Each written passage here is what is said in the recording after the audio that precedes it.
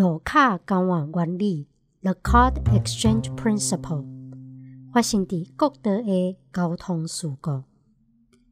这是高速公路，这是中央分隔岛，这是内线、中线、外线、路径，边仔是护栏。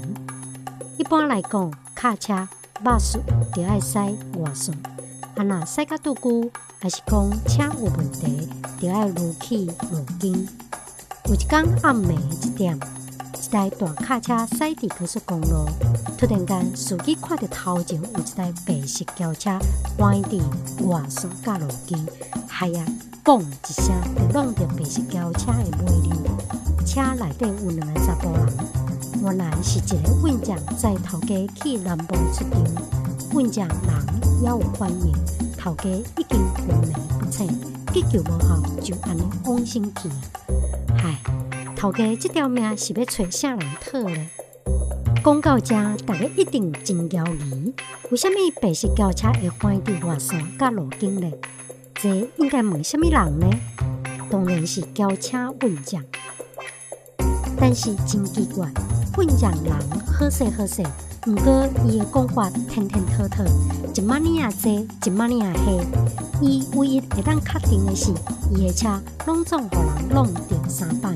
既然无法度透过当事人了解真相，警方的监视人员再度来到现场，斟酌观察，因研判有2个可能：第一，白色轿车先予其他的车弄掉，偏去倒手边弄掉护栏，再搁翻伫路径，然后予大卡车弄掉。第二个可能，白色轿车因为不明原因家己失控。这是监视人员伫现场所看到的微物迹证，这个迹证会当证明倒一个理论是对的。咱来思考看卖咧。第一，事故的车道并无轿车紧急打挡的分野。第二，白色轿车弄到的所在有4种色地的油漆：红色、蓝色、青色、橄榄色。这个油漆是对倒来的？无错，监视人员发现红色、蓝色、青色和大卡车顶悬的色地同款。这个道理就叫做路卡交换原理。2个物件若有接触，就会产生转移的现象，互相留着对方的分野。不过大卡车并无橄榄色，橄榄色对倒来咧？橄榄色就伫现场哦，大家敢有看到？原来监视人员发现讲，现场铺设的护栏有一个所在，伊表面的外漆互人扣去，橄榄色的底漆就看现现。这代表讲，白色轿车伫无打挡的情形，就弄到中央护栏。若安尼，伊阁为护栏冲去，因为护栏下骹的这道壁有一撮真明显往顶悬路过的分野。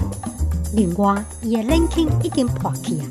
咱知影冷孔是金属做的，伊是定的，所以白色轿车冲起的护栏摔落来路面的时阵，因为车本身的重量，而且速度真紧，定的冷孔接触路面的时阵，会去扣到路面，产生扣地痕。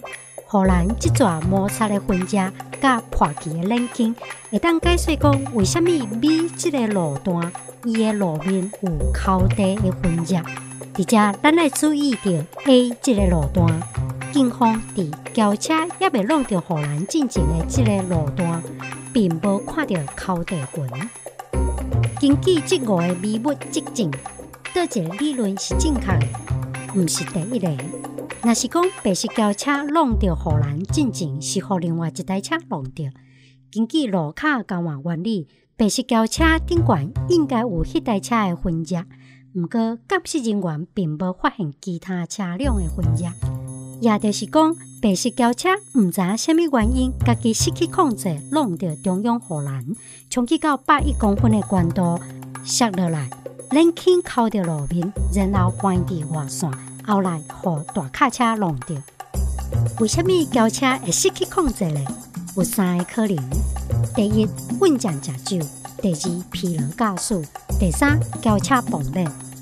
不是第一个，因为运将是不是有食酒，警方量一下就知，嘛毋是碰冷，因为轿车也未弄到荷兰进前的路面，并无扣地痕，所以上有可能就是疲劳驾驶。头拄我讲的这5个迹象，拢和路卡交换原理有关系。两项物件一旦有接触，就有转移的现象，互相留着对方的痕迹，或者是讲犯罪的人伫犯罪的过程，一定会伫现场留一寡物件，或者是为现场炸一寡物件走。这个概念伫现代办案的科学就叫做微物迹象 （trace evidence）。这个道理听起来真简单，不过足重要，因为当事人可能会讲白贼，或者是惊吓过度失去记忆。不过物理性的证据是袂出差错、袂重大，嘛袂做伪证。最后，为什么会叫做路卡？当然是要纪念提出这个想法的法国人 Edmond Locard。